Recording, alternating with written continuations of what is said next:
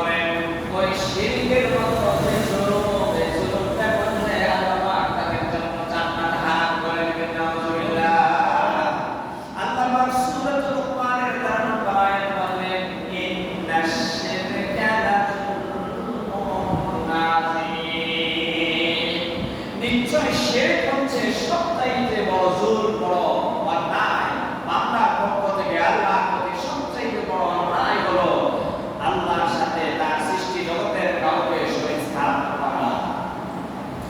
আল্লাহ রাব্বুল আলামিন আরেকটা বলেন, ওয়া মান ইউশরিক বিল্লাহি ফাকাদ হাবিতা আমালুহু। যারা শিরকের মতো জুলুম করে তাদের ওই জুলুমের কারণে, শিরকের মতো বড় জুলুমের কারণে তাদের নেক কাজগুলোকে আল্লাহ পাক বরবাদ করে দিবেন। কোনো ধরনের পরিমাপ করবেন না হাসরের ময়দানে। নাউজুবিল্লাহ। তাহলে জুলুমের সবচেয়ে বড় ধরনের জুলুম হচ্ছে আল্লাহর সাথে শিরক স্থাপন করা। সবকিছুর মালিকানা আল্লাহ, সকল সৃষ্টি জগতের যা কিছু আছে সবকিছুর মালিকানা আল্লাহ। এই কথাটা মনে প্রাণে দৃঢ়ভাবে বিশ্বাস করা, এটা হলো ইমানের দায়িত্ব। এই কথাটা মনে প্রাণে বিশ্বাস না করে আল্লাহর সাথে অন্য কেউ এটার মালিকানা আছে, এই কথাটা আংশিক বিশ্বাস করাটাও জুলম। এই ধরনের অপরাধ তারা করবে তাদের জন্য জান্নাত হারাম। এই ধরনের বড় অপরাধ তারা করবে তাদের জন্য আল্লাহ পাক তার যাবতীয় নেক কাজ যেগুলো সে করেছে, নামাজ পড়েছে, রোজা রেখেছে, হজ করেছে, যাকাত দিয়েছে, তার সব আমলগুলো আল্লাহ পাক বরবাদ করে দেবেন। নাউজুবিল্লাহ। কোরআন শরীফে আরেক ধরনের জুলুম পাওয়া গেল। আল্লাহ রাব্বুল আলামিন বলেন, ওয়া মান ইয়াতাআদ্দা হুদুদাল্লাহি ফাকাদ যালামা নাফসাহু। আল্লাহ রাব্বুল আলামিন বলেন, আরেক ধরনের জুলুম হলো আমার যাবতীয় বিধিবিধানগুলোকে লঙ্ঘন করা। আল্লাহ রাব্বুল আলামিন কোরআন শরীফের আয়াত দ্বারা যে ওয়াদা দিয়েছেন, যে হুকুম জারি করেছেন, ওই হুকুমগুলো, ওই বিধানগুলোকে বিধান করতে গিয়ে নিজের মত কাজ করা, এটা হলো দ্বিতীয় আরেক ধরনের জুলুম। নাউজুবিল্লাহ।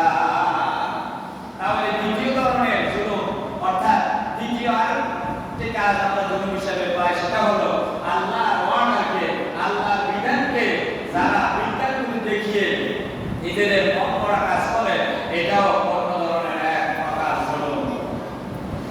এরপরে 3 নম্বর আল্লাহ পাক বলেন, ওয়া মান আযলামু মিম্মান মানা'a মাসাজিদাল্লাহ। আল্লাহর ঘরে এসে, আল্লাহর ঘরে উচ্চকণ্ঠে কথা বলে মানুষের ইবাদতে কষ্ট দেওয়া, আল্লাহর ঘরে কোরআন শরীফের কথা, হাদিস শরীফের কথা না বলতে না দিয়ে যে জুলুম করা, সেটাও এক ধরনের বড় পাপ, এটাও এক ধরনের জুলুম। তাহলে এই তিনটা পাইলাম। আল্লাহর সাথে শিরক করা, এটা জুলুম।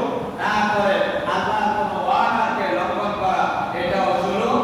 না করে আমরা 3 নম্বরে পাইলাম, মসজিদে আল্লাহর কথা বাদ দিয়ে দুনিয়ার হাবিজাবি কথা বলে উচ্চবাচ্য করা, মসজিদের ইবাদতে বিঘ্ন ঘটা, মসজিদের উন্নয়নের বিঘ্ন ঘটা, বিভিন্ন ধরনের আলোচনা সমালোচনা করে মসজিদের উন্নয়নে বাধার সৃষ্টি করা, এটাও এক ধরনের জুলুম।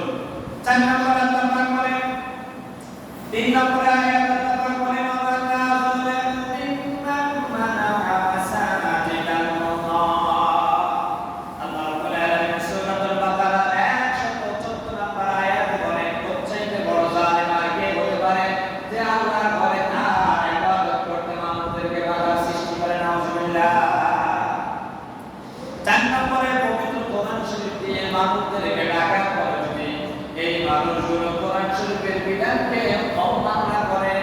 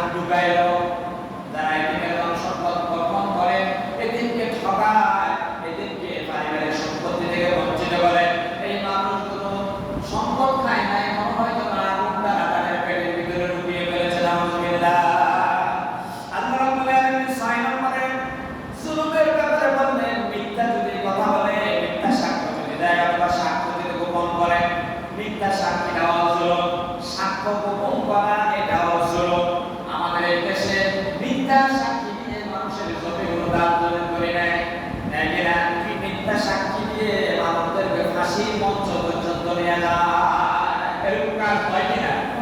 আল্লাহ রাব্বুল আলামিন বলেন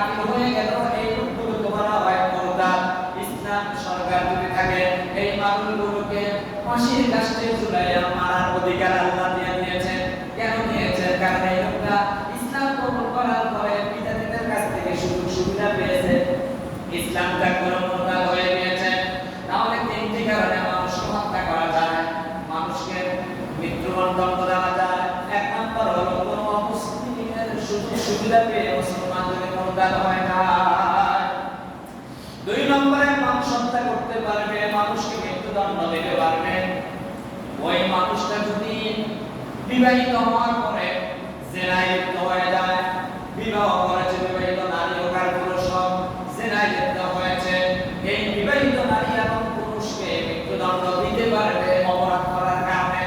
3 নম্বরে যে কারণে মানুষকে মৃত্যুদণ্ড দিতে পারবে, যেই মানুষটি খুনি অন্য মানুষকে খুন করেছে, সাক্ষী প্রমাণে প্রমাণিত হয়েছে লোকটি খুনি, ওই লোকটাকে আদালত মৃত্যুদণ্ড দিতে পারবে। এই তিনটি বৈধ কারণ ছাড়া কোনো মানুষ মানুষকে হত্যা করতে পারবে না। হযরত উসমান রাদিয়াল্লাহু তাআলা ওকে বিদ্রোহীরা ঘেরাও করে ফেলেছে। উসমান রাদিয়াল্লাহু তাআলা প্রশ্ন করতে তাদেরকে, কেন তোমরা আমাকে ঘেরাও করেছো? কেন আমাকে হত্যা করার জন্য এসেছো? যেই তিনটি কারণে মানুষকে হত্যা করা যায় ওই তিনটির কোনোটাই আমার ভিতরে নাই। আমি তো একজন খলিফা, সুতরাং আমি ইসলাম ধর্ম ত্যাগ করে মুরতাদ হই নাই যে তোমরা আমাকে হত্যা করবা। দুই নম্বরে আমি কাফির অবস্থায় মুসলমান অবস্থায় কোনোদিন আমি বড় নারীর সাথে জেনারে বিচারে লিপ্ত হই নাই, কেন তোমরা আমাকে হত্যা করবা? তিন নম্বরে আমি কোনোদিন মানুষকে অন্যায়ভাবে হত্যা করি নাই। এই তিনটি কারণ ছাড়া কোনো মানুষ মানুষকে হত্যা করতে পারে না, কেন তোমরা আমাকে হত্যা করার জন্য এসেছো? তাহলে 7 নম্বর হলো মানুষকে, 8 নম্বর হলো অন্যায়ভাবে মানুষকে হত্যা করা, এটা হলো জুলুম। এরপরে 9 নম্বরে মানুষের সম্পদ আত্মসাৎ করা। মানুষের সম্পদ আত্মসাৎ করা এটা আরেক ধরনের জুলুম। আর রাসূলুল্লাহ সাল্লাল্লাহু আলাইহি ওয়াসাল্লাম মান কায়াদা শেবরান, শেবরান মানে হলো 1 বিঘত। আল্লাহ রাসূল বলেছেন, কেউ যদি দুনিয়াতে কোনো ব্যক্তির কোনো ভাইয়ের কোনো বোনের 1 বিঘত জমি আত্মসাৎ করে, কিয়ামতের দিন 7 বিঘত জমি আল্লাহ পাক তার গলায় ঝুলিয়ে দিবেন। নাউযুবিল্লাহ।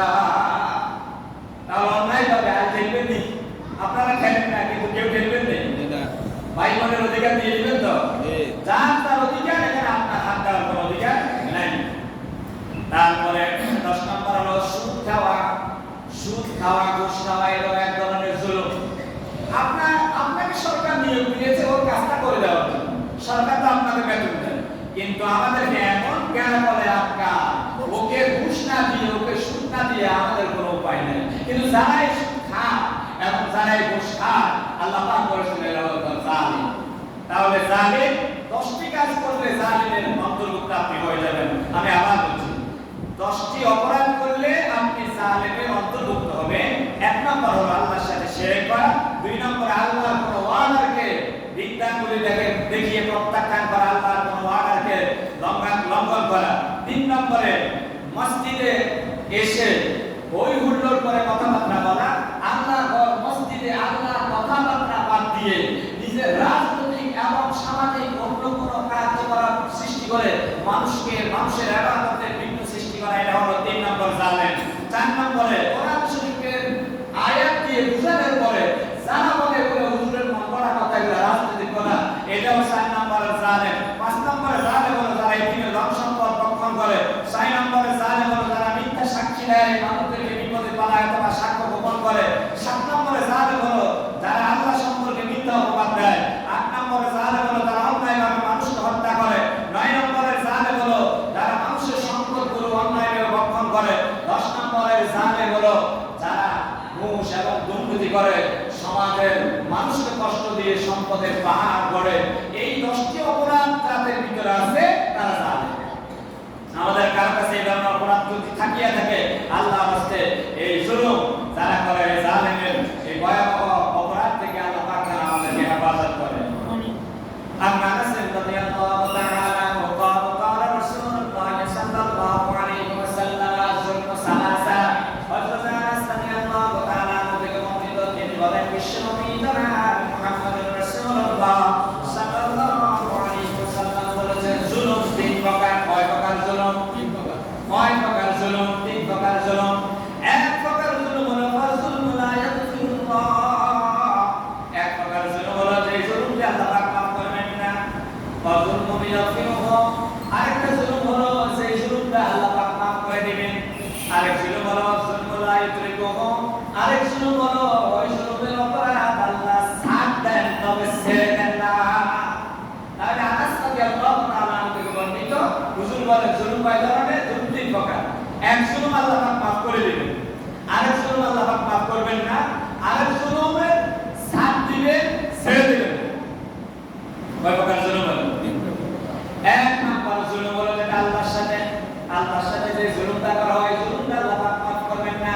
এই যে উপরে 10টি কাজ করলে জালেমের অন্তর্ভুক্ত হবে, তার ভিতরে যে জুলুমগুলো সরাসরি আল্লাহর সাথে কাজ, যেমন শিরক করাটা এটা আল্লাহর সাথে সংশ্লিষ্ট, এই ধরনের জুলুমটা আল্লাহ পাক কখনো মাফ করবেন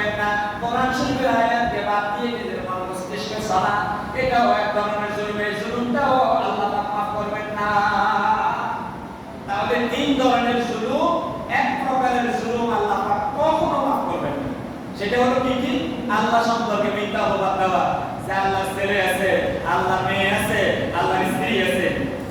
গোটা পৃথিবীর সৃষ্টি জগতে আল্লাহর সাথে অন্য কারো অংশীদার আছে, এই ধরনের মানসিকতা যাদের আছে, এই ধরনের বিশ্বাস যাদের আছে, কথায় কাজে কর্মপথে এই ধরনের বিশ্বাস করা হলো শিরক। এই শিরকটা হলো বড় ধরনের জুলুম। এই জুলুমটা আল্লাহ মাফ করবেন না।